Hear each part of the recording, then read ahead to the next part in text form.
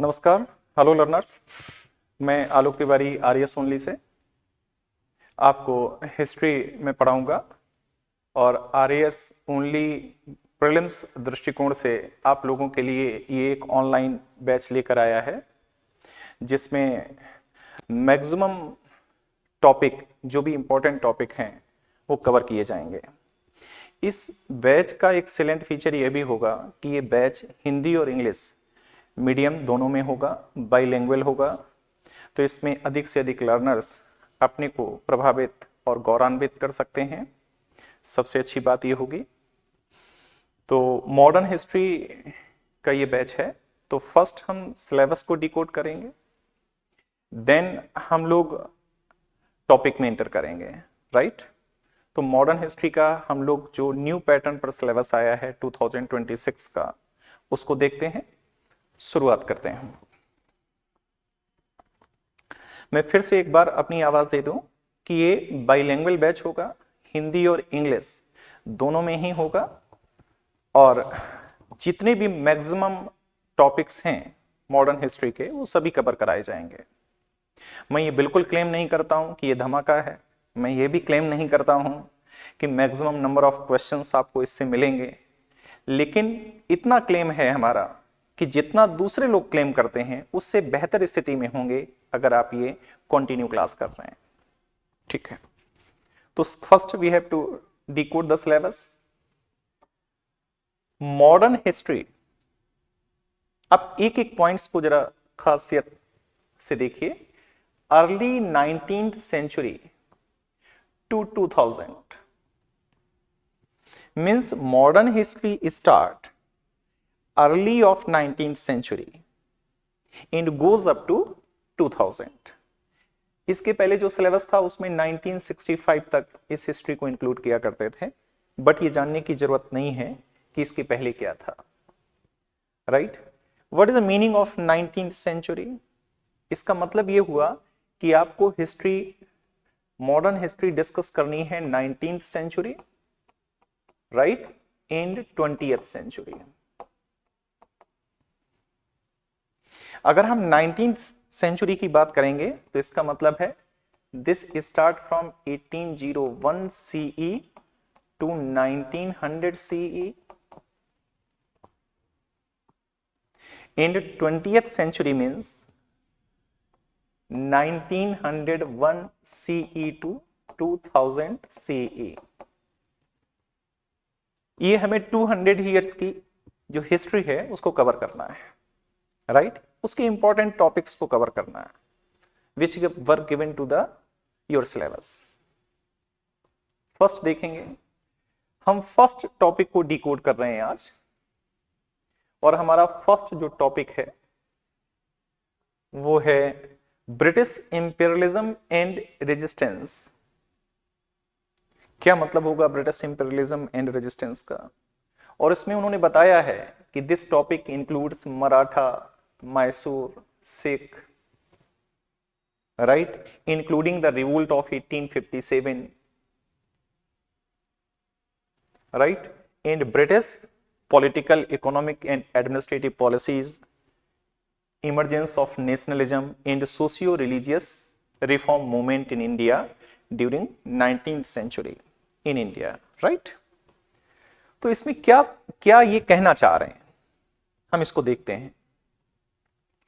अगर मैं आपसे ये कहूं कि इस टॉपिक में आपको क्या क्या पढ़ना है, तो कुछ पॉइंट्स मैं यहां लिख रहा हूं। फर्स्ट, मॉडर्न हिस्ट्री की शुरुआत अगर हम देखें तो मिड ऑफ 18th सेंचुरी से होती है। अगर यूपीएससी डील करते हैं हम लोग तो हम देखते हैं कि मॉडर्न हिस्ट्री की शुरुआत मिड ऑफ 18th सेंचुरी से हम लोग करते हैं, माने 1750 के आसपास से हम मॉडर्न हिस्ट्री की शुरुआत करते हैं, राइट। बट आपका जो सिलेबस है उसमें मॉडर्न हिस्ट्री की शुरुआत 19th सेंचुरी से की गई है। ध्यान दीजिएगा, हेलो लर्नर्स, आप मुझे सुन पा रहे होंगे। आपका जो सिलेबस है उसमें मॉडर्न हिस्ट्री की शुरुआत 19th सेंचुरी से है, 18th सेंचुरी से नहीं, राइट। तो मॉडर्न हिस्ट्री की शुरुआत 19th सेंचुरी से है। 19th सेंचुरी का मतलब क्या हुआ? इसका मतलब है फ्रॉम 1801 और 1800 टू 1900 सी। इस टाइम की जितनी भी इंपॉर्टेंट इवेंट्स हैं उनको कंसीडर किया जाएगा और 20th सेंचुरी की ये इंपॉर्टेंट इवेंट्स को कंसीडर किया जाएगा, राइट। तो क्या है इंपॉर्टेंट इवेंट्स और इंपॉर्टेंट टॉपिक? अगर हम 19th सेंचुरी में देखेंगे, 19th सेंचुरी की बात अगर हम करें तो हम क्या क्या टॉपिक कवर करेंगे हिस्ट्री में, राइट। फर्स्ट, 19th सेंचुरी के हिस्ट्री में अगर हम देखें तो हम political policy of British, political policy of British cover करेंगे, उनकी एडमिनिस्ट्रेटिव पॉलिसी हम कवर करेंगे, एडमिनिस्ट्रेटिव पॉलिसी कवर करेंगे,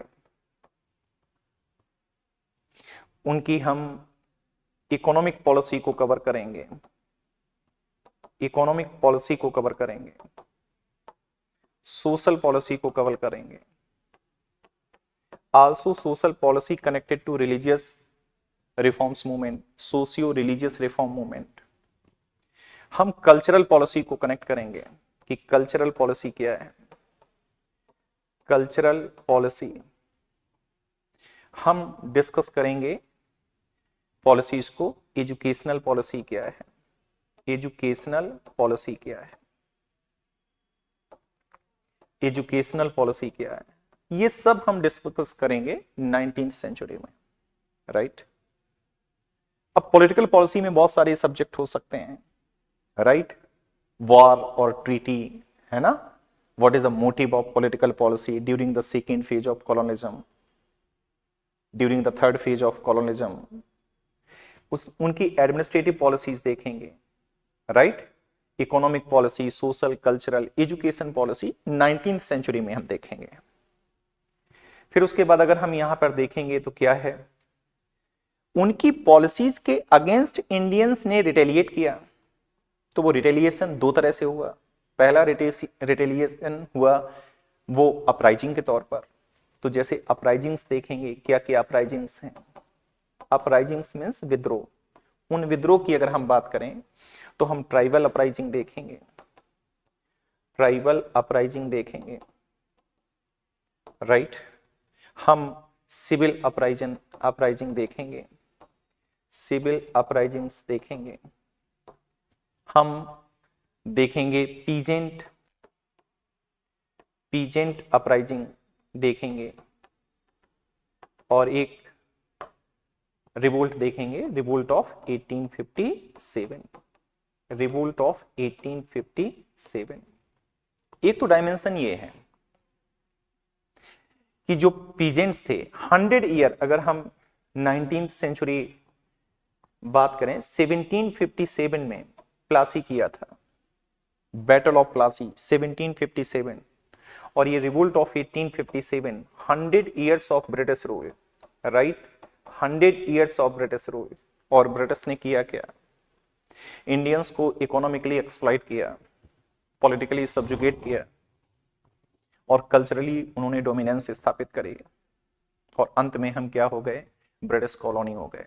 India was not an independent state during that time.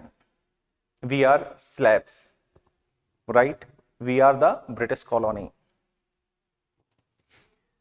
Now, uprisings के बाद अगर हम देखेंगे तो सम जो इंटेलेक्चुअल्स थे जिन्होंने ब्रिटिश एजुकेशन को पा लिया, उन्होंने क्या किया, उन्होंने ये देखा कि हमारी सोसाइटी, उन्होंने ब्रिटिश सोसाइटी को भी करीब से देखा, इंडियन सोसाइटी में वो जी रहे थे। तो उन्होंने क्या किया कि सोशियो रिलीजियस रिफॉर्म मूवमेंट की शुरुआत की। तो हम यहां पर बात कर रहे हैं क्या, socio religious reforms movement, reforms movement. ये एक श्रृंखला स्टार्ट होगी जिसमें स्वामी विवेकानंद और उनका रामकृष्ण मिशन है, राजा राम मोहन राय और ब्रह्म समाज है, राइट। स्वामी दयानंद सरस्वती और आर्य समाज है, ईश्वर चंद्र विद्यासागर के बारे में डिस्कस करेंगे, केशव चंद्र सेन के बारे में डिस्कस करेंगे, ज्योतिबा फुले के बारे में डिस्कस करेंगे, उनके सत्यशोधक समाज के बारे में डिस्कस करेंगे, राइट। इसी तरह से हम देखेंगे तो हेनरी डेरोजियो के बारे में डिस्कस करेंगे, प्रार्थना समाज के बारे में डिस्कस करेंगे, राइट। बहुत सारी वीमेंस हैं जिनका भी अपना कंट्रीब्यूशन है, उनके बारे में डिस्कस करेंगे। तो जो 16th सेंचुरी का अगर हम देखेंगे रिफॉर्म मूवमेंट है इंडिया में, रिफॉर्म मूवमेंट इंडिया में एंशियंट टाइम में भी हुआ, मिडवल टाइम में भी हुआ, मॉडर्न टाइम में भी हुआ। एंशियंट टाइम में जो रिफॉर्म हुए वो बौद्ध और जैनिज्म से अगर हम देखें तो बौद्ध एंड जैन मूवमेंट स्टार्ट हुआ। मिडवल हिस्ट्री में अगर हम देखेंगे तो सूर, कबीर, तुलसी, मीरा, इधर हम स्टार्ट देखेंगे। लेकिन हम जब 19th सेंचुरी मॉडर्न हिस्ट्री में आएंगे तो जो सोशियो रिलीजियस रिफॉर्म हुए वो दो तरीके से अलग हैं। फर्स्ट, उन पर वेस्टर्न इन्फ्लुएंस है, पश्चिमी प्रभाव है। दूसरा, जो ये रिफॉर्म किए गए वो बोल बच्चन के थ्रू नहीं किए गए, बाय मेकिंग लॉ। ये सारे रिफॉर्म जो भी किए गए हैं वो लॉ को बनाकर किए गए। जैसे सती प्रैक्टिस के लिए सती एबोलिशन एक्ट आया, राइट। जैसे लेक्स लोकाई एक्ट आया, जैसे विडो रीमैरिज एक्ट आया। तो सोशल इंटरफेयर किया गया और इंटरफेयर करके सोशल रिफॉर्म किए गए, राइट। तो ये सारे टॉपिक हम कहां पढ़ेंगे? सोशियो रिलीजियस रिफॉर्म मूवमेंट में पढ़ेंगे, राइट। फिर अगर हम देखेंगे तो इंडिविजुअल लेवल पर नेशनलिज्म जो है वो 1857 तक आ चुका था। लेकिन एक कलेक्टिव वॉइस के रूप में नेशनलिज्म पैदा कब हुआ? 1870s के डिकेड में हुआ। और 1870s के डिकेड में जो नेशनलिज्म का इमरजेंस हुआ वो इंडियन पॉलिटिक्स में आ जाने के लिए बेताब है। उसकी चाहत है कि वो इंडियन पॉलिटिक्स में इंटर कर जाए। और हम देखेंगे कि लिटन की जो रिएक्शनरीज पॉलिसीज थी उसका भी एक बड़ा प्रभाव ये पड़ा, लिटन की नीतियों का, पॉलिसीज का, कि हम देखेंगे कि नेशनलिज्म का प्रमोशन हुआ, नेशनलिज्म को बढ़ावा मिला। चाहे वो इंडियन आर्म्स एक्ट के रिस्पेक्ट में हो, चाहे वो वर्नाकुलर प्रेस एक्ट के रूप में हो, चाहे वो इल्बर्ट बिल डिस्प्यूट के रूप में हो।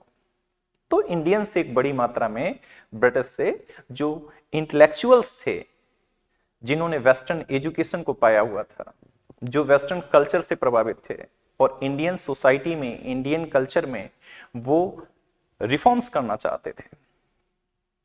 क्योंकि इंडियन सोसाइटी कंजर्वेटिज्म लिए हुए थे, इंडियन सोसाइटी इनर्सिया लिए हुए थे, उसमें रिफॉर्म करना आवश्यक था। तो हम देखेंगे कि ये सब सिलसिला यहां स्टार्ट हुआ। तो फिर क्या है? इमरजेंस ऑफ, फिर हम देखेंगे emergence of organised nationalism, organised nationalism, right. और भारतीय राष्ट्रीय राजनीति में छा जाने को तैयार है। इसकी शुरुआत अगर हम देखेंगे तो जमींदारी एसोसिएशन से होती है। कलकत्ता में एक एसोसिएशन बनता है, फिर मद्रास में भी एक एसोसिएशन बनता है, बॉम्बे में भी एसोसिएशन बनता है, राइट। फिर अगर हम देखेंगे सम जो स्कॉलर्स थे, इंटेलेक्चुअल्स थे, उन्होंने लंदन में जाकर के एसोसिएशन बनाए। उनका मानना था कि यहां वाले ब्रिटिश गंदे हैं, इंग्लैंड वाले ब्रिटिश अच्छे हैं। अगर हम इनकी कंप्लेन वहां कर देंगे, ब्रिटिश सोसाइटी को अवेयर करा देंगे इंडियन इश्यूज के बारे में, तो वे इनको डांट देंगे और प्रॉब्लम सॉल्व हो जाएगी। तो दादा भाई नौरोजी इसीलिए एक लंबा वक्त उन्होंने इंग्लैंड में दिया, ईस्ट इंडिया एसोसिएशन को स्टेब्लिश किया। तो ये हम यहां पर इसकी चर्चा करेंगे। तो फिर उसके बाद हम यहां पर इंटर कर जाएंगे। अगर आप देखेंगे तो उसकी जो सुप्रीम जो या मैक्सिमम उसकी जो पराकाष्ठा हुई वो किस रूप में हुई? Establishment of Indian National Congress. तो यहां पर अगर हम देखेंगे तो यहां पर नेशनलिज्म का इमरजेंस है। लेकिन यहां पर अगर हम देखेंगे तो Indian national movement, Indian national movement, establishment of Indian National Congress in 1885, 1885 में इंडियन नेशनल कांग्रेस की स्थापना हो जाती है। माने इंडियंस इस बात के लिए तैयार हो चुके हैं पॉलिटिकली कि वो कलेक्टिवली अपनी वॉइस ब्रिटिश के सामने रखें और इंडियन इश्यूज को ब्रिटिश के सामने उठाएं, राइट। तो फिर ये हम सेकेंड हमारा इंडियन नेशनल मूवमेंट के नाम से ये टॉपिक है हमारा। यहां अगर हम देखेंगे तो ये इंडियन नेशनल मूवमेंट है। और अगर हम देखेंगे यहां पर तो ये पोस्ट इंडिपेंडेंस है। तो लिसन अगेन, हम 19th सेंचुरी में देखेंगे क्या ब्रिटिश की उनकी पॉलिटिकल पॉलिसी क्या है, उनकी एडमिनिस्ट्रेटिव, इकोनॉमिक, सोशल, कल्चरल और एजुकेशनल पॉलिसी को हम डिस्कस करेंगे। फिर हम अपराइजिंग्स की बात करेंगे। पॉलिसी ये एक्शन है, आप जस्ट देखिए ये एक्शन है, इसका रिएक्शन कहां होगा, इसका रिएक्शन कहां होगा, अपराइजिंग के तौर पर होगा। इसका रिएक्शन कहां होगा, सोशियो रिलीजियस रिफॉर्म मूवमेंट के रूप में होगा। इसका रिएक्शन कहां होगा, इमरजेंस ऑफ ऑर्गेनाइज्ड नेशनलिज्म के रूप में होगा। ये रिएक्शन है, ये दरअसल रिएक्शन है। तो रिएक्शन अपराइजिंग के रूप में हुआ, रिवोल्ट के रूप में हुआ।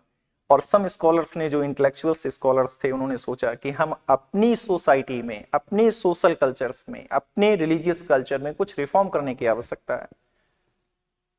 और खास बात आप देखिए इंडियन नेशनलिज्म की, इंडियन नेशनलिज्म फर्स्ट इंटर कहां करा, सोशियो रिलीजियस रिफॉर्म मूवमेंट में, देन कहां करा, पॉलिटिकल में। तो इंडियन नेशनलिज्म की जो सेकेंड एंट्री हुई वो पॉलिटिक्स में हुई, फर्स्ट एंट्री उसकी अपनी ही सोसाइटी में रिफॉर्म करने को लेकर हुई। तो इस तरह से हम लोग इस टॉपिक को कवर करेंगे, राइट। तो कुछ डिस्कस कर लेते हैं। अब ये फाउंडेशन हम लोग कैसे तैयार करेंगे। अब यहां तो प्रॉब्लम ये है कि 19th सेंचुरी से सीधा सिलेबस दे दिया गया और ब्रिटिश इंडिया में है, तो ब्रिटिश के बारे में कुछ जानना जरूरी है। तो हम देखेंगे कि कैसे 18th सेंचुरी में अगर हम देखेंगे तो कैसे हम देखेंगे कि मुगल्स वीक हो चुके हैं। After the death of Aurangzeb in 1707 CE Mughals weak हो चुके हैं। तो पॉलिटिकल फ्रेगमेंटेशन स्टार्ट हुआ, रीजनल स्टेट आए। जब भी आप कमजोर होंगे, जब भी आप कमजोर होंगे तो उसका फायदा कोई ना कोई उठाएगा। अगर आपकी पॉलिटी वीक है, इकोनॉमी स्ट्रांग है, तो जो पावरफुल पर्सन है वो इकोनॉमी को कैप्चर कर लेगा। अब इंडिया की सिचुएशन क्या थी 18th सेंचुरी में, हम पॉलिटिकल वीक थे, हमारी पॉलिटी वीक थी, क्योंकि नालायक रूलर्स इन द सेंटर, नालायक Mughal empress in the centre, और हमारी वेल्थ स्ट्रांग थी, हमारी हेल्थ कमजोर थी, माने पॉलिटी कमजोर थी और हम वेल्थ हमारी स्ट्रांग थी, right. The highest fertile land of the world, Ganga Yamuna Doab, the north and south relation. South में क्या है, सब्जी है, वेजिटेबल है, स्पाइसेस हैं। नॉर्थ में क्या है, ब्रेड है, रोटी है, मतलब व्हीट है, राइस है। तो नॉर्थ और साउथ के बीच में एक स्मूथ कनेक्टिविटी है। तुम मुझे रोटी दो, मैं तुम्हें सब्जी दूंगा, आप हमें ब्रेड दीजिए, मैं आपको वेजिटेबल दूंगा, मैं आपको स्पाइसेस दूंगा, राइट। तो ये अभी हमने जो सिलेबस डिकोड किया है वो केबल और क्लेबर हमारा सिलेबस यहां डिकोड हुआ है, राइट। अब अगर हम आपको एक फिगर दिखाएं, अब इस फिगर में अगर आप देखेंगे, इस फिगर में देखिए, ये आप सीन देख रहे होंगे, ये यहां पर एक रीजन है कॉन्स्टेंटिनोपल। कॉन्स्टेंटिनोपल इसको बोलते हैं कॉन्स्टेंटिनोपल, राइट, और कुस्तुनतुनिया, राइट। अब यहां पे देखेंगे इस्लाम आया, मोहम्मद सल्लल्लाहु अलैहि वसल्लम 570 CE में मक्का में आते हैं और 632 CE में वो अल्लाह उनको वापस बुला लेता है। और इस्लाम का उदय अगर हम देखेंगे तो अरबियन पेनिनसुलर में इस्लाम आ जाता है, इमरजेंस ऑफ इस्लाम। और इस इस्लाम ने क्या किया कि इस्लाम ने अपना एक्सपेंशन स्टार्ट किया, और एक्सपेंशन के क्रम में इसने क्या किया, इस कॉन्स्टेंटिनोपल पर कब्जा कर लिया। तो जो टर्किश इस्लाम था उसने कैप्चर्ड कॉन्स्टेंटिनोपल। अब यहां पे देखिए, ये यूरोप है और ये एशिया है। यूरोप बिना इंडिया के नहीं रह सकता। उसकी वजह, क्योंकि यूरोप को चाहिए क्या है, सिल्क, यूरोप को क्या चाहिए, स्पाइसेस, यूरोप को क्या चाहिए, कॉटन, और ये सब कहां मिलेगा, ये सब इंडिया से मिलेगा, चाइना से मिलेगा। तो यूरोप हमारे बिना नहीं रह सकता। तो यूरोप की जरूरत है हमसे कांटेक्ट बनाए रखना, क्योंकि यूरोप क्या है, बायर है, हम क्या हैं, सेलर हैं। इंडिया क्या है, सेलर है, यूरोप क्या है, बायर है। तो उनकी उनकी मजबूरी है हमारे साथ ट्रेड करना। अब ये रूट जो है वो इस्लाम ने डिस्टर्ब कर दिया, डिस्कनेक्ट कर दिया। अब यूरोप डिस्कनेक्ट हो गया, ये तो डार्क कॉन्टिनेंट है। यूरोप डिस्कनेक्ट हो गया इंडिया से, एशिया से।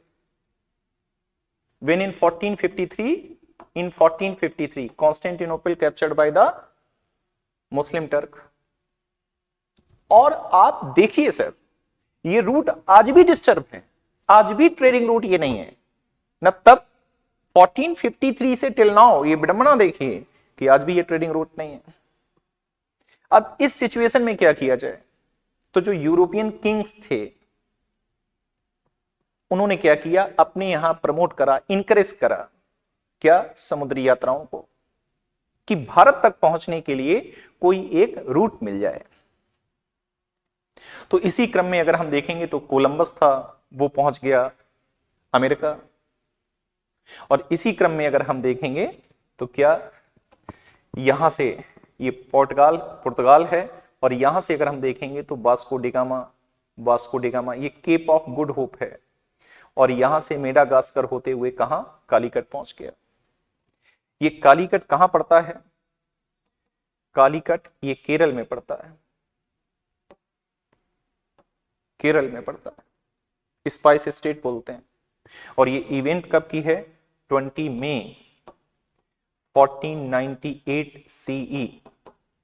The first Portuguese traveller came from Portugal and reached to Calicut. Wow, गजब हो गया, क्या बात है। इंडिया आने का, इंडिया नहीं खोजा गया, इंडिया कहीं खो गया था क्या? इंडिया की खोज नहीं हुई, इंडिया तो था। इंडिया तक आने में एक डायरेक्ट सी रूट पता चल गया। इसके पहले ओल्ड रूट क्या था? ओल्ड रूट ये था कि हम जाते थे अरेबियन सी से, अरेबियन सी से हम इंटर करते थे कहां, रेड सी में। Arabian Sea to Red Sea to, यहां पर अगर हम देखेंगे तो 168 किलोमीटर का लैंड रूट था। अभी तो स्वेज कैनाल बन गई है, लेकिन स्वेज कैनाल के पहले ये क्या, लैंड कनेक्टिविटी थी। तो ये फिर स्वेज अगर हम देखेंगे तो अप्रॉक्स 168 किलोमीटर की ये कनेक्टिविटी थी, यहां लैंड कनेक्टिविटी थी। इसके बाद हम मेडिटेरियन सी में जाते थे, और इसके बाद हम इटली से कनेक्ट होते थे, इसके बाद हम यूरोप से कनेक्ट होते थे, यूरोप से कनेक्ट होते थे। ये ओल्ड रूट था, ये ओल्ड रूट था। लेकिन कॉन्स्टेंटिनोपल पर 1453 पर टर्किश मुस्लिम ने जब कब्जा कर लिया, कैप्चर कर लिया, तब हमारे सामने प्रॉब्लम यह थी कि हम इंडिया से कनेक्ट कैसे हों, क्योंकि इंडिया हमारी जरूरत है, क्योंकि इंडिया सेलर है, यूरोप वायर है। अब क्या किया जाए? तो इसी क्रम में क्या किया कि अब न्यू रूट क्या पता चल गया। अब यहां से कनेक्ट, आज भी ये रूट डिस्टर्ब है। अगर आप देखेंगे तो पूरा सीरिया, ईरान, इराक, आज किसी को इन्वेस्टमेंट करना हो तो वो क्या सीरिया, इराक, ईरान में जाएगा? कहां इन्वेस्टमेंट करेगा? चाइना जाएगा। इंडिया भी आने से डरता था, क्योंकि मंडल कमंडल की राजनीति हुआ करती थी, लेकिन अभी इंडिया में काफी बेहतर माहौल है, क्योंकि अफ्रीका में नहीं जाएगा किसी को इन्वेस्टमेंट करना होगा। क्यों? क्योंकि वहां परचेजिंग पावर नहीं है। अगर फर्स्ट एप्पल का स्टोर खुला तो फिर दुनिया में कहीं, अमेरिका के बाहर तो भारत में खुला, क्योंकि हमारे पास परचेजिंग पावर है। तो न्यू रूट क्या हो गया हमारा? न्यू रूट ये हो गया कि ये अटलांटिक ओशियन से होते हुए, है ना, अटलांटिक ओशियन से होते हुए ये केप ऑफ गुड होप है, केप ऑफ गुड होप। तो केप ऑफ गुड होप से होते हुए हम, केप ऑफ गुड होप से होते हुए मेडागास्कर, और यहां से होते हुए हम कहां, कालीकट आ गए। माने अरेबियन सी में इंटर किए और कालीकट में आ गए। तो ये एक रिवोल्यूशनरी स्टेप था वास्को डी गामा का। इसके पहले, वास्को डी गामा के पहले इंडिया से जो ट्रेड करते थे वो अरब ट्रेड करते थे, अरब ट्रेड का काम करते थे। तो हम देखेंगे इसी क्रम में सबसे पहले पोर्टुगीज आए, फिर डच आए, फिर इंग्लिश आए, फिर डेनिश आए, और फिर फ्रेंच आए। ये सारी कंपनियां भारत में आ गई। What is the motive? Initial motive क्या था? इंडियंस के साथ ट्रेड करना। हम वहां ट्रेड करने नहीं गए, वे यहां ट्रेड करने आए। क्यों ट्रेड करने आए? जब वास्को डिगामा यहां से वापस लौटा तो एनसीईआरटी ये लिखती है कि उसको जो प्रॉफिट हुआ, जो उन्होंने स्पाइसेस यहां से परचेज करे और जो प्रॉफिट हुआ वो 60 गुना फायदा हुआ। आप जस्ट इमेजिन करिए कि अगर व्यापार में 2 गुना मुनाफा हो तो व्यापार कहां पहुंचता है, और ये 60 टाइम्स बेनिफिट था, प्रॉफिट था, माफ कीजिएगा, 60 टाइम्स प्रॉफिट था। सारी यूरोपियन कंपनीज इंडिया आने को बेताब हैं। Primarily objective to trade with India, but later his motto changed. He interfered the internal politics of Indians because the weak ruler, और वीक रूलर जब पॉलिटिकल फ्रेगमेंटेशन हुआ India में और इंडिया सेवरल स्टेट्स में डिवाइड हुआ, तो क्या हुआ कि उन यूरोपियंस ने क्या किया, इंडिया के इंटरनल पॉलिटिकल मैटर्स में अफेयर इंटरफेयर करना शुरू कर दिया। और ये व्यापारी एक वक्त के बाद राजा बन गए। वाओ, आपको लगता नहीं कि ये स्टोरी आपको जाननी चाहिए कि मर्चेंट किंग बन गए?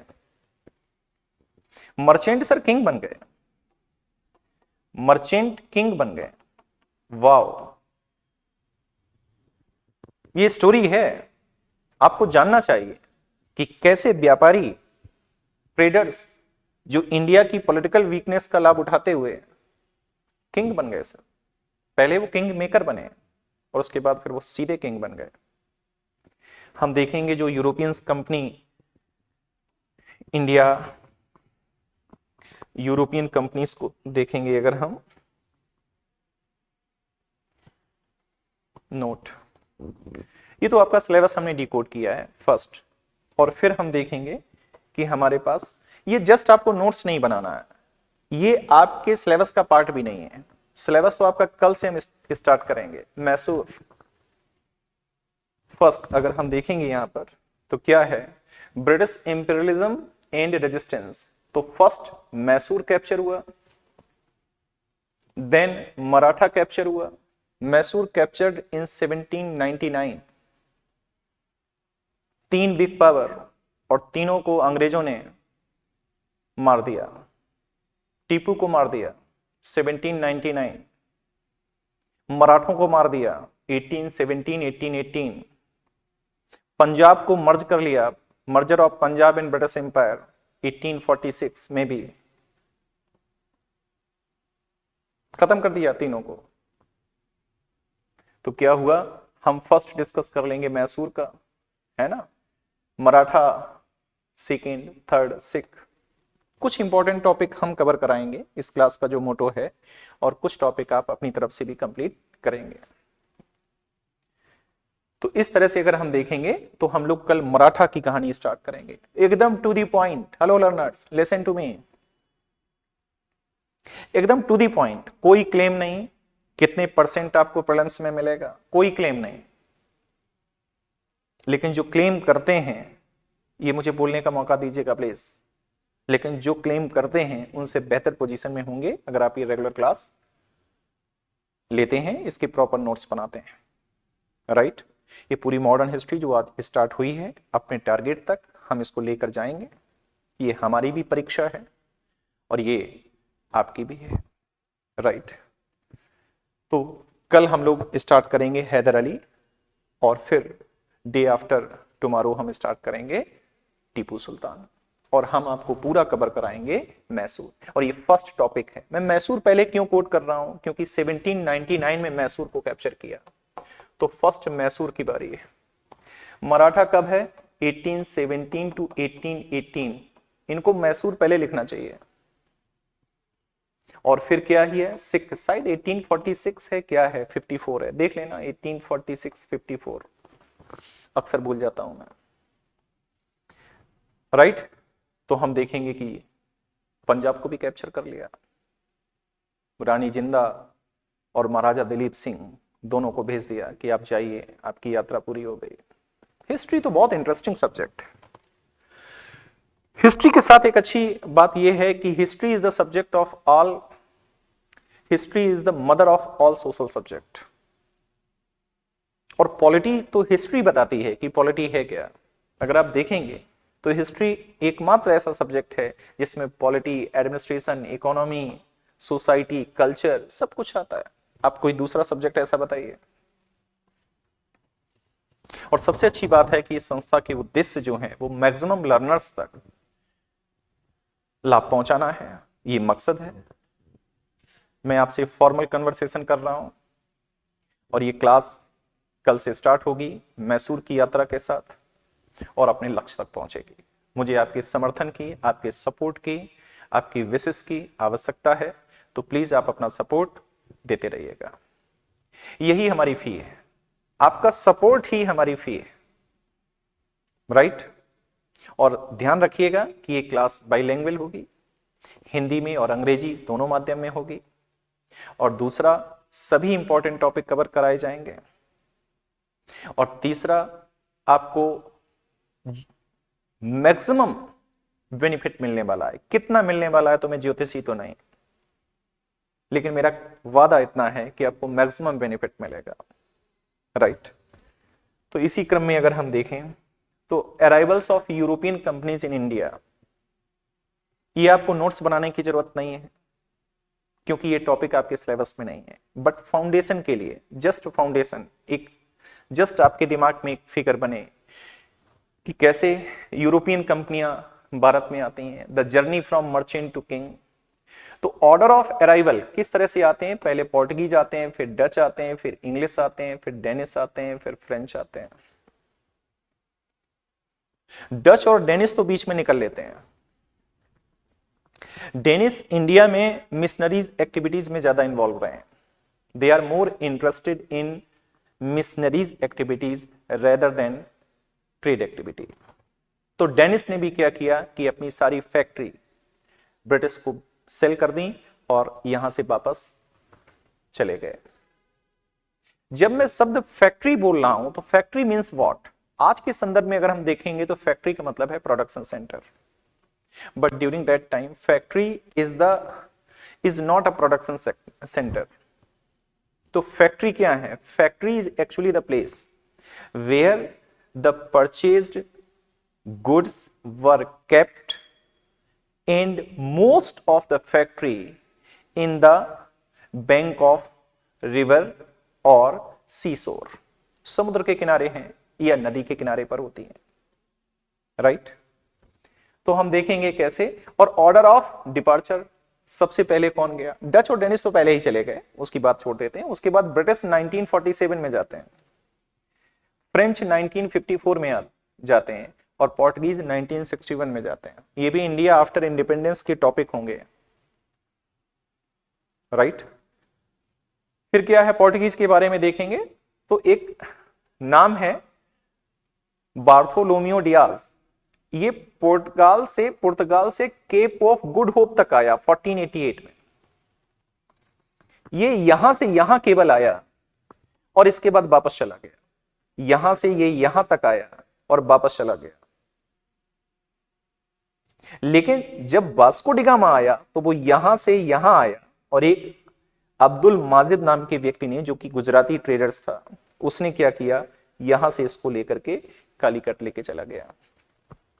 तो इसी संदर्भ में मैं कह रहा हूं कि बार्थोलोमियो डियाज फर्स्ट पुर्तगाली जो पुर्तगाल से चला, लेकिन कहां तक आया, केवल केप ऑफ गुड होप तक आया 1488 में और वापस चला गया। वास्को ड गामा, राइट, पुर्तगाल से केप ऑफ गुड होप आया और उसके बाद कालीकट केरल 20 मई 1498 में पहुंचा। यह बड़ा रेवोल्यूशनरी स्टेप था, क्रांतिकारी कदम, कि भारत आने तक सीधा एक सी रूट का पता चल गया।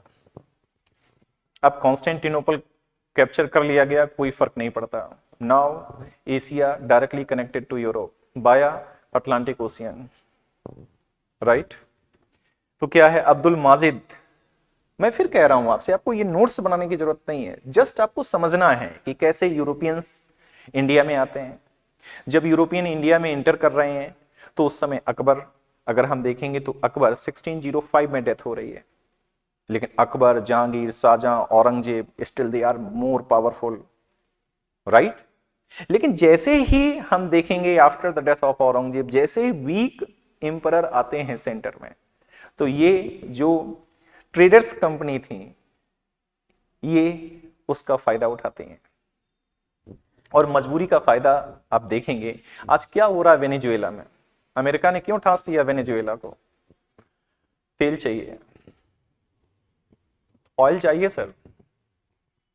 ईरान में जो इंटरफेयर हो रहा है ऑयल का खेल है, वरना डेमोक्रेसी तो म्यांमार में भी नहीं है। अमेरिका हर जगह डेमोक्रेसी के नाम पर इंटर करता है, ह्यूमन राइट्स के नाम पर इंटरफेयर करता है, लेकिन वो इंटरफेयर वहीं वहीं करता है जहां उसको ऑयल दिखेगा, जहां उसको प्रीशियस स्टोन दिखेंगे। ये सब तेल का खेल है। उस समय किसका खेल था? ये सब ट्रेड प्रॉफिट का खेल था। तो हम देखेंगे welcome by Zamorin, Zamorin king of Kerala, उसने वेलकम किया, वाओ क्या बात है। लेकिन अरब ट्रेडर्स ने इसका विरोध किया क्योंकि उसकी जो ट्रेड मोनोपोली थी अरबों की, उस पर इसका अब विपरीत असर पड़ सकता था और पड़ा। तो देखेंगे Arab merchants oppose the Zamorin, 60 time profit, 60 time profit on investment in black pepper, right, 60 time profit. अच्छा, ये जो आज आपको ऐसा दिख रहा है, देखने में हो सकता है कुछ प्रॉब्लम हो रही हो, लेकिन कल से ऐसा नहीं होगा, राइट, क्योंकि मैक्सिमम कंटेंट को मैं बोर्ड पर लिखूंगा और कुछ पीडीएफ फॉर्म में होगा तो वो कंप्यूटराइज्ड होगा, तो ये प्रॉब्लम कल नहीं आएगी। Came to India for the second time in 1502, third time in 1524, और यहीं इसकी डेथ हो जाती है कोचीन में। तो फिर इसके बाद अगर हम देखेंगे तो कैब्रोल आता है। फर्स्ट फैक्ट्री कहां? कोचीन में लगाता है। सेकेंड फैक्ट्री कहां? कन्नूर में लगाता है। फैक्ट्री का मतलब आप समझ गए, प्रोडक्शन सेंटर नहीं। फैक्ट्री का मतलब है ऐसे प्लेस जो जहां पर परचेज्ड जो आइटम्स हैं, जो गुड्स हैं, उनको रखा जा सके और दे वर फोर्टिफाइड, वो फोर्टिफाइड होते थे, किलेबंद होते थे। उसके बाद क्या है, इन थर्ड पॉइंट के बाद एक कंपनी आ जाती है भारत में, एस्टाडोडा इंडिया, और इसका first governor Francisco de Almeida आ जाता है, राइट। ब्लू वाटर पॉलिसी लेकर आया, 1505 टू 1509 इंडिया में रहा। ब्लू वाटर पॉलिसी का मतलब है उसने अरेबियन सी को कंट्रोल कर लिया, हिंद इंडियन ओशियन को कंट्रोल कर लिया, राइट। अब अरब ट्रेडर्स हैं, इंडियन ट्रेडर्स हैं, गुजराती ट्रेडर्स की बात कर रहा हूं, गुजराती ट्रेडर्स हैं, और फिर अगर हम देखेंगे तो इधर इजिप्टियन ट्रेडर्स हैं, they can not enter without the permission of the Portuguese in Arabian Sea और Indian Ocean. Sir ancient time पर दुनिया में वो राज करेगा जिसकी आर्मी पावरफुल थी, for example Napoleon. Medieval time पर दुनिया में वो राज करेगा जिसकी नेवी स्ट्रांग होगी, फॉर एग्जाम्पल पुर्तगाल की नेवी स्ट्रांग थी, पोर्टुगीज की नेवी, दोनों ने राज किया। उसके बाद ब्रिटिश नेवी स्ट्रांग थी तो ब्रिटिश ने राज किया, ब्रिटिश ने इंडिया में पोर्टुगीज को हरा दिया, राइट। और मॉडर्न टाइम में अगर हम देखेंगे तो दुनिया पर राज वही करेगा सर, दुनिया पर राज वो करेगा जिसकी आर्मी स्ट्रांग होगी। नहीं, आर्मी नहीं, आर्मी तो हो चुका, आर्मी नेवी तो हो चुका, जिसकी एयरफोर्स स्ट्रांग होगी। और आज की तारीख में जो स्पेस टेक्नोलॉजी जिसके पास होगी दुनिया में वो राज करेगा। इसीलिए आप देखिएगा स्पेस कंपटीशन हो रहा है। तो अल्बुकर्क फिर आया, अल्बुकर्क इंडिया में रहा, हेडक्वार्टर कोचीन को बनाया, real founder of Portuguese power in India, policy of imperialism, Goa captured, Goa capture कर लिया सर, गोवा कैप्चर कर लिया from the ruler of Gujarat Adil Shah, Adil Shah से, बीजापुर रूलर आदिल शाह से कैप्चर कर लिया sir Goa. Portuguese were encouraged to marry Indian women, क्योंकि उनको अपनी पॉपुलेशन इंडिया में बढ़ानी थी, क्योंकि उनको क्रिश्चियनिटी को फैलाना था। इसीलिए इनके कॉजेज ऑफ डिक्लाइन में एक कारण ये भी बनेगा, पॉलिसी ऑफ इंटॉलरेंस। हो सकता है कि आप किसी का इकोनॉमिक एक्सप्लॉयटेशन करें और वो बर्दाश्त कर ले, लेकिन किसी का अगर आप रिलीजियस एक्सप्लॉयटेशन करेंगे तो वो रिटेलिएट करेगा। फिर क्या है, बैन ऑन सती प्रैक्टिस। अब सती प्रैक्टिस अपनी एरिया में बैन करिए, क्योंकि अब वहां पर तो इंडियन वीमेन से मैरिज का अगर हम देखेंगे इनकरेज कर रहा है, तो सती प्रैक्टिस को बैन करना पड़ा। इसके बाद अगर हम देखेंगे, इंट्रोड्यूस्ड कार्टाज आर्माडा कैफले सिस्टम, मतलब जो भी शिप्स अरेबियन सी या इंडियन ओशियन में इंटर करेंगे उनको सबसे पहले पुर्तगाल से परमिशन लेनी पड़ेगी, इस पोर्टुगीज कंपनी से परमिशन लेनी पड़ेगी, then he will enter into the sea. Then Nuno da Cunha, next governor, capital shifted from Cochin to Goa, now Goa is the capital of Portuguese, established factory San Thome, Madras, Hooghly, Diu, Daman and Diu.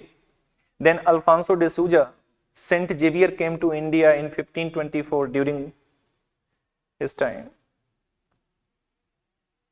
Right? Saint Xavier को अगर हम देखेंगे क्यों आए, for missionary work. इसीलिए मैं कह रहा हूं फिर से again listen, what is the causes of the decline of Portuguese in India, उसमें यही एक मेजर पॉइंट होगा। Note some point of note are क्या, first Charles second marry with Catherine, the prince of England Charles second marry with princess of Portuguese Catherine. Sir शादी हो जाती है और इन दोनों के रिलेशंस अगर हम यहां पे देखेंगे तो कॉन्क्रीट हो जाते हैं। फिर उसके बाद हम देखेंगे Mumbai was received as a dowry, Mumbai दहेज में दे दिया। सर पुर्तगालियों ने ब्रिटिश किंग चार्ल्स सेकंड को मुंबई दहेज में दे दिया, और अब चार्ल्स सेकंड यहां आकर के क्या करेगा, तो उसने इसको रेंट पर उठा दिया, किसको, ईस्ट इंडिया कंपनी को। और ईस्ट इंडिया कंपनी 10 पाउंड एक सांकेतिक मनी है, token money, 10 pound per year पर रेंटेड कर दी property. Second point, the Portuguese ended the Arab trade monopoly in India. Third point, battle of Swally, एक बैटल ऑफ स्वेली हुआ between the Portuguese and East India Company, and Portuguese were defeated completely in India. So these companies come to India, Portuguese, right? Portuguese, then Dutch, then English, then Danish, then French. They were also fight among them. Why? To capture the Indian market, to capture the Indian trade. Right, next point, तो battle of स्वेली 1612 में हुआ, Portuguese defeated, है ना, defeat हो जाते हैं। Causes of decline, अभी मैं जस्ट डिस्कस कर रहा था, what is the causes of decline of Portuguese in India.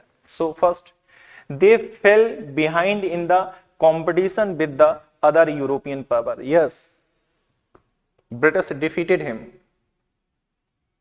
British ने उनको हरा दिया। बैटल ऑफ स्वेली 1612 सी, पीछे हो गए।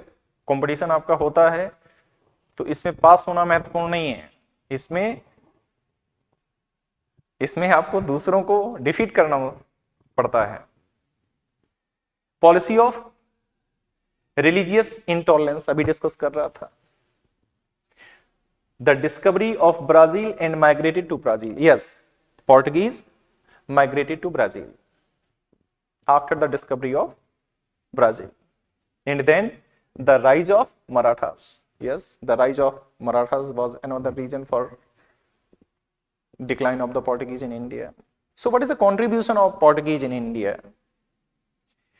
प्रिंटिंग प्रेस लेकर के आए। अब प्रिंटिंग प्रेस का कंट्रीब्यूशन क्या होगा कि आगे जब हम सोशियो रिलीजियस रिफॉर्म मूवमेंट पढ़ेंगे तो अभी तक जो रिलीजियस टेक्स्ट कुछ लोगों के हाथों में थे, बाया द प्रिंटिंग प्रेस अब वो कॉमनर्स के हाथों में भी आ जाएंगे, तो एक फायदा ये होगा। दूसरा, टोबैको लेकर आए, कैंसर लेके आए, पोटैटो लेके आए, कॉर्न लेके आए, राइट। शिपिंग इंडस्ट्री लेकर के आए और मैकेनिकल वॉच लेकर के आए, तो ये इनका कॉन्ट्रीब्यूशन है।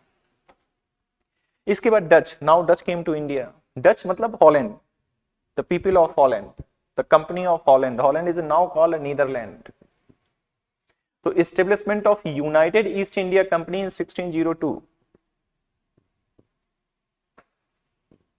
और उसके बाद इनकी फैक्ट्री देखेंगे तो फर्स्ट मसूलीपट्टनम में है, देन अदर फैक्ट्री पुलिकट है, सूरत है, पिपली है, बंगाल में पड़ेगा, बिमलीपट्टनम है, आंध्र प्रदेश में पड़ेगा। ये इनकी फैक्ट्रीज हैं। फैक्ट्रीज का मतलब लर्नर्स याद रखिएगा, प्रोडक्शन सेंटर नहीं, right, like a warehouse where the purchased goods और items were kept, right. 1619 CE they conquered Jakarta. Sir, Jakarta, Southeast Asia, Indonesia, the capital of Indonesia, Jakarta. Jakarta established by the Dutch. Sir, Jakarta 1619 CE Jakarta को capture कर लिया, right, and founded the city of Batavia. आज आपको notes बनाने की जरूरत नहीं है, जस्ट मैं आपको यह बतला रहा हूं कि कैसे European companies came to India and कैसे पॉलिटिकल, जैसे यूरोपियन कंपनीज ने कैसे इंटरफेयर करना शुरू करा इंडियन के पॉलिटिकल मैटर्स में। क्यों इंटरफेयर करना शुरू किया? क्योंकि they becames poor after the death of Aurangzeb. In the political fragmentation not only start but in the apex during the 19th century.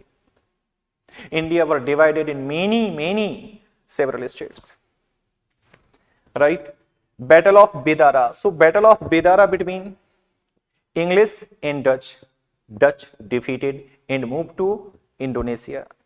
So Dutch moved to Indonesia after the defeated with East India Company, and Portuguese moved to Brazil when defeated by the East India Company.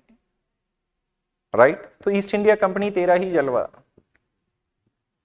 Defeated and migrated to Indonesia, Portuguese migrated to, हम देखेंगे, Brazil. उसके बाद Dennis आते हैं, Danish मतलब Denmark. Establishment of Danish East India Company in 1616 CE, first factory Travancore Tamil Nadu, other factory Serampore, Masulipatnam, Portonovo, headquarter Serampore और Serampore headquarter. Danish focused more on missionaries activity than business in India. They are more interested in missionaries activity, तो they were not established his trade in India. That's why Danish could not establish his position in India, and ultimately in 1845 he sold all the Indian factories to the British and went to homeland. तो Dennis का कोई ऐसा खास यहां पर देखेंगे नहीं। Now French, Dennis के बाद, हालांकि डेनिस के पहले इंग्लिश आते हैं, लेकिन इंग्लिश हम लास्ट में देखेंगे। फ्रेंच देखते हैं, establishment of French East India Company in 1664 CE। उस समय किंग लुई 14 था, एक मिनिस्टर था कोलवर्ट, उसके बड़े एफर्ट थे। ये एक पब्लिक कंपनी थी, स्टेट कंट्रोल ऑर्गेनाइजेशन था। East India Company was not state control organisation during the time of establishment, तो प्राइवेट शेयर से वो कंपनी बनी थी। फर्स्ट फैक्ट्री सूरत है, मसूलीपट्टनम है।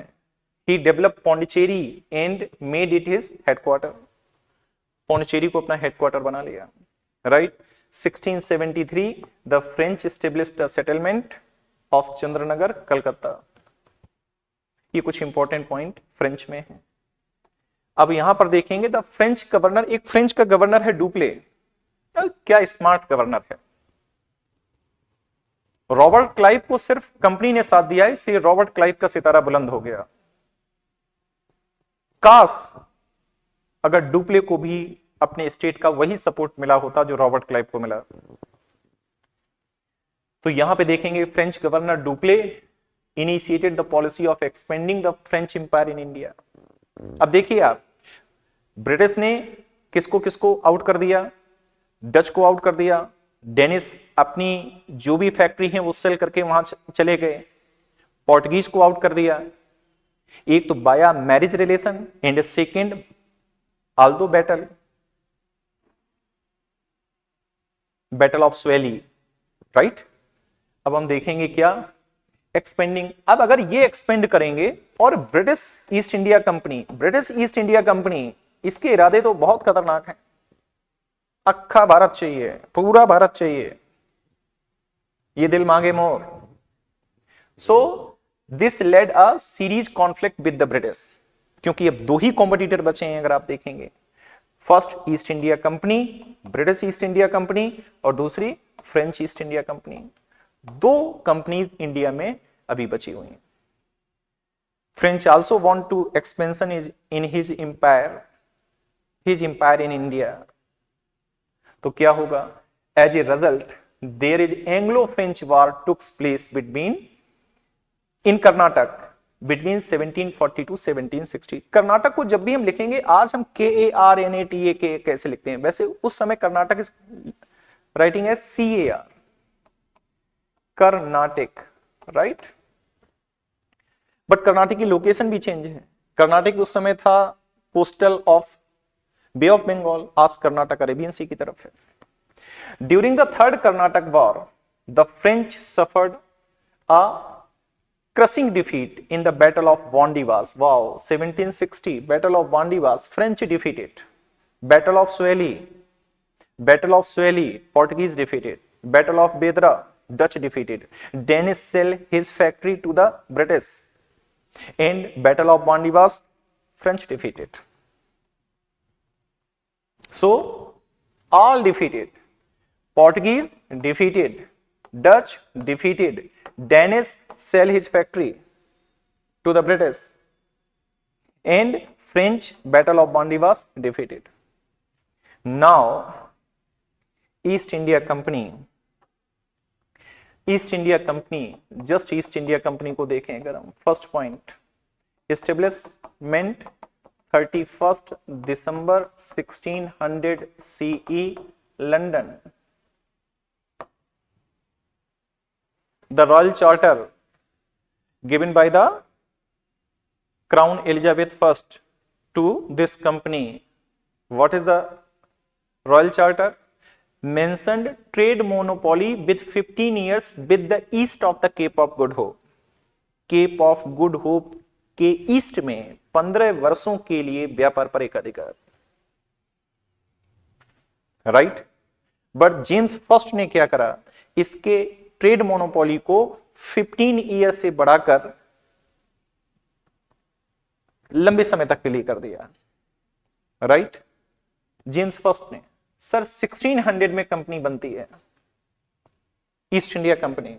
इसका स्ट्रक्चर कैसा है ईस्ट इंडिया कंपनी का, अगर हम देखेंगे ईस्ट इंडिया कंपनी, इसका structure, top body is called court of directors, top body court of directors, then governor, then deputy governor, then traders, then factors. Factors means in charge of factory, and then writers. Writers means what? Maintain the record of East India Company. These are the composition of East India Company. Established in 1600 CE. The ambassadors of East India Company on the behalf of the Crown of England meets to Jahangir, like Captain Hawkins, like Sir Thomas Roe. He wanted to more facilities to establish East India Company in India, right? तो क्या है 1608, 1609 company came to India. Right, first factory 1611 CE in Masulipatam, but the first factory start in Surat, but due to the opposed of Arab traders, this construction cannot be completed. That's why the first factory established in Masulipatam, and many of the factories were established in the India, right? So this is the East India Company. अब आपने अभी तक ये देखा कि Portuguese, अभी तक आपने देखा पोर्टुगीज आए, राइट, डच आते हैं, इंग्लिश आते हैं सीक्वेंस में, डेनिश आते हैं, और देन फ्रेंच आते हैं। अब इस प्रोसेस में आप देखिए, Portuguese defeated, moves to Brazil, Dutch defeated, moves to Indonesia, Danish not defeated, they sell their property, they sell their factory to the East India Company, and Battle of Bandi was French defeated. Now mid of 18th century, right, India was a British colony. क्यों? इसके बाद अगर हम देखें sir, अगर हम first point India in 18th century अगर हम देखें, राइट सर, कल टॉपिक मैसूर स्टार्ट करेंगे, एकदम टू द पॉइंट पर बात करूंगा मैं, to the point, syllabus to the point. मैं फिर कह रहा हूं कि आप, ये सिलेबस नहीं है, जस्ट एक माइंड में एक कॉन्सेप्ट बनाना था। This European company arrives to India, initial motto is trade, but due to the weak polity of India, they interfere the internal matters of Indians, है ना, and they becomes the kingmaker after the battle of Plassey. They also fight among them due to the profit of trade, which is 60 times. So India in 18th century, तो what is India in 18th century? अगर हम 18th century में India देखें तो क्या था? Just अगर आप पहले इंडिया देखेंगे, हम जस्ट फर्स्ट पॉलिटी की बात कर रहे हैं सर, हम पॉलिटी की बात करेंगे, इकोनॉमी की बात करेंगे, सोसाइटी की बात करेंगे।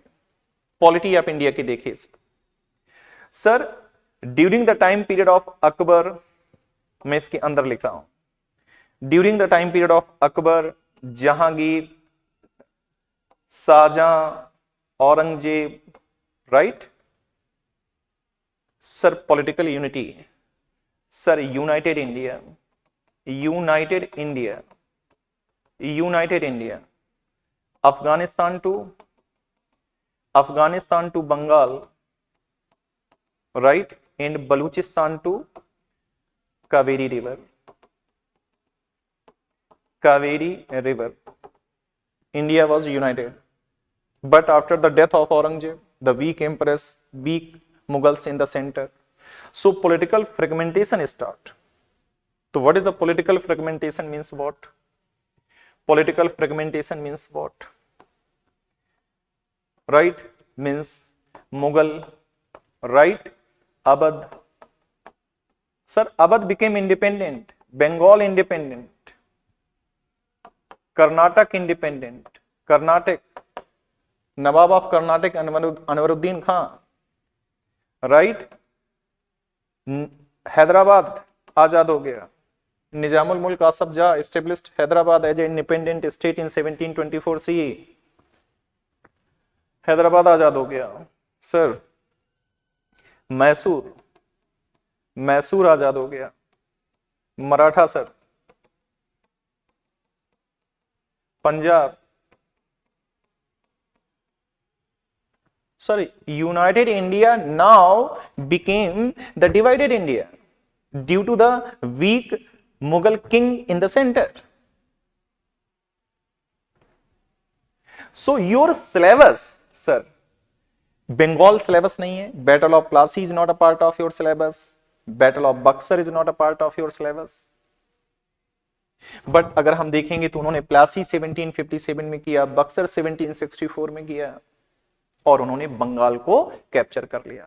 तो they start their journey from Bengal victory to Indian victory, Bengal विजय से भारत विजय की ओर उनका रथ आगे बढ़ गया। तो सर, हमारे लिए जो सिलेबस का पार्ट है, वो हमारे लिए सिलेबस का पार्ट क्या है? हम टू द पॉइंट आपसे बात करना चाहेंगे, समय कम है, काम ज्यादा है, सिलेबस ज्यादा है। तो हम देखेंगे मैसूर, और मैंने जब राजस्थान आरएएस का सिलेबस मैंने जब देखा तो मुझे लगा कि जो सिलेबस को बनाने वाले लोग थे, पता नहीं वो किस मूड में रहे होंगे, कितना बड़ा सिलेबस उन्होंने ड्राफ्ट कर दिया। आप राजस्थान के सिलेबस को अगर हम देखेंगे, मेंस के सिलेबस को, तो मुझे लगता है शायद ही किसी स्टेट पब्लिक सर्विस एग्जाम में इतना बड़ा सिलेबस रहा हो। तो मुझे लगता है कि शायद वो आपके चैलेंजेस को शायद वो समझ रहे होंगे कि इस पवित्र भूमि में जो आपका साहस है उसकी परीक्षा लेना चाह रहे होंगे, मुझे तो यही लगता है। तो यहां पे देखेंगे मैसूर को कैप्चर कर लिया 1799। यहां पर अगर हम देखेंगे तो कैप्चर कर लिया है किसको, ये आपका पार्ट है, और फिर पार्ट है मराठा 1817 1818, राइट। और पंजाब को कैप्चर कर लिया है। पंजाब को सर उन्होंने कैप्चर किया है 1849, मुझे लगता है 1849। तो ये हमारे सिलेबस हैं, मैसूर, मराठा और पंजाब। तो हमारी पॉलिटी सर वीक हो गई, सर हमारी पॉलिटी वीक हो गई, हमारी हेल्थ वीक है और हमारी वेल्थ स्ट्रांग है। सर होगा क्या, होगा क्या? वेल्थ सर हमेशा उसके पास रहती है जिसके पास हेल्थ होती है, राइट। तो हम देखेंगे पॉलिटिकल फ्रेगमेंटेशन हुआ और कैसे यूरोपियन कंपनीज ने उसका फायदा उठाया। तो हमारी पॉलिटी वीक थी फर्स्ट। अब अगर हम देखें हमारी इकोनॉमी, देखिए सर इकोनॉमी, सर मैं फॉर्मल डेटा आपको प्रोवाइड कर रहा हूं। इकोनॉमी 1701 में जो इंडियन इकोनॉमी थी वो वर्ल्ड जीडीपी का 24% थी। Sir GDP 24% of world GDP, आप जरा देखिए 24% ऑफ वर्ल्ड जीडीपी, ये हमारी इकोनॉमी थी सर 1701 में। और इंग्लैंड की अगर हम बात करें तो sir 2% of world GDP.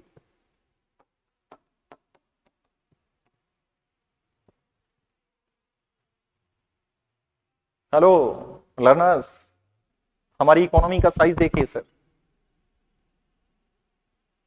24% GDP हमारी थी, वर्ल्ड जीडीपी का शेयर। और इंग्लैंड की, ये इंडिया की स्थिति थी और ये इंग्लैंड की स्थिति थी। और सर जब 1947 में हम आजाद हुए हैं तो उस समय हमारी जीडीपी 2% रह गई, 2%, और इंग्लैंड, इंडिया और सर इंग्लैंड की 24% हो गई। क्या से क्या हो गए देखते देखते, उन्होंने क्या किया हमारा, उन्होंने हमारा इकोनॉमिक एक्सप्लॉयटेशन किया, उन्होंने ड्रेन ऑफ वेल्थ करी, उन्होंने कॉमर्शलाइजेशन ऑफ एग्रीकल्चर किया, उन्होंने जो भी रेवेन्यू सिस्टम इंट्रोड्यूस किए, इधर हम देखेंगे परमानेंट सेटलमेंट, महलबाड़ी सेटलमेंट, रैयतबाड़ी सेटलमेंट, हमारे सिस्टम को तहस नहस कर दिया। उन्होंने डी इंडस्ट्रियलाइजेशन करा। हमारे जो फिनिश्ड गुड्स थे जब वो इंग्लैंड के मार्केट में जाते थे तो उस पर इंपोर्ट ड्यूटी इंपोज की जाती थी 200 to 400%। जी हाँ, मैं होश में हूं। और जब वो प्रोडक्ट इंडिया में आते थे तो इंपोर्ट ड्यूटी 2 to 10%। सर हमारे साथ इंपोर्ट डिस्क्रिमिनेशन किया गया और हमारी इकोनॉमी को बर्बाद कर दिया गया। सर हमारा फर्स्ट सेक्टर, हमारी इकोनॉमी को सर रूरल इकोनॉमी में चेंज कर दिया गया। सेकेंड सेक्टर को कंप्लीट डिस्ट्रॉय कर दिया गया और सर थर्ड सेक्टर को इमर्ज कर दिया गया। Lord Dalhousie, during the time period of Lord Dalhousie अगर हम देखेंगे तो रेलवे आ गया, पोस्टल सर्विस आ गई, राइट। तो ये सब अगर हम देखेंगे तो ये हमारी इकोनॉमी, सर उन्होंने हमारी इकोनॉमी को क्या किया, एक्सप्लॉइट किया, एक्सप्लॉइट किया। एक विलियम डिग्बी हैं, विलियम डिग्बी ब्रिटिश हिस्टोरियन हैं, वो कहते हैं till the battle of Plassey to till battle of Waterloo 1815 1757 to 1815 जो ड्रेन ऑफ वेल्थ हुई है इंडिया से ब्रिटेन की ओर, सर वो 1 अरब पाउंड हुई है। तो हमारी इकोनॉमी को डिस्ट्रॉय कर दिया। और उसके बाद सर सोसाइटी जो है वो जीवित समाज होना चाहिए। सोसाइटी सर हमारी देखिए सोसाइटी कैसी है, हमारी सोसाइटी कैसी थी। सर हमारी सोसाइटी में कंजर्वेटिज्म था, हमारी सोसाइटी सर इंडियन सोसाइटी में रिजिडिटी थी, रिजिडिटी थी, राइट। और इसका फायदा किसने उठाया, ब्रिटिश ने। हम यूनाइट नहीं थे, हालांकि ये रीजन सिर्फ उनके फायदा उठाने का नहीं था, यूरोप यूनाइट नहीं था, इंडियंस वहां चले जाते उनका बेनिफिट उठाते। हमने क्यों नहीं वहां राज किया 190 साल, 119 years. Indian East India Company. Indian East India Company, sir. Mysore East India Company were established by the Tipu Sultan. हम भी कुछ ऐसे ही वेस्ट इंडिया कंपनी बना लेते, ईस्ट इंडिया नहीं, हम वेस्ट इंडिया कंपनी बनाते सर। क्या जलवा होता कि इंडियन वेस्ट इंडिया कंपनी, और हम जाकर के कैप्चर कर लेते इंग्लैंड। सर फर्टाइल लैंड थी, जरूरत नहीं थी निकलने की। इसीलिए आप देखेंगे इंडिया में कोई ऐसा एग्जाम्पल नहीं है कि हमने इंडिया के बाहर निकल कर किसी देश पर अटैक किया हो। तो सर हमारी सोसाइटी में प्रॉब्लम्स थी, राइट। और फाइनली क्या हुआ, 1757 में प्लासी किया, 1764 में बैटल ऑफ बक्सर किया, और बैटल ऑफ बक्सर के थ्रू क्या किया, हमने दीवानी राइट्स बंगाल, बिहार और उड़ीसा के ले लिए।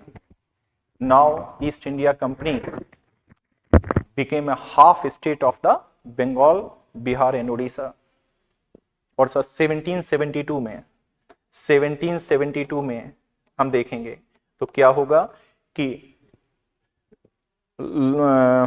1772 में Warren Hastings came to India and he ended dual rule, क्योंकि दीवानी राइट कंपनी के पास थे, निजामत राइट नवाब के पास थे।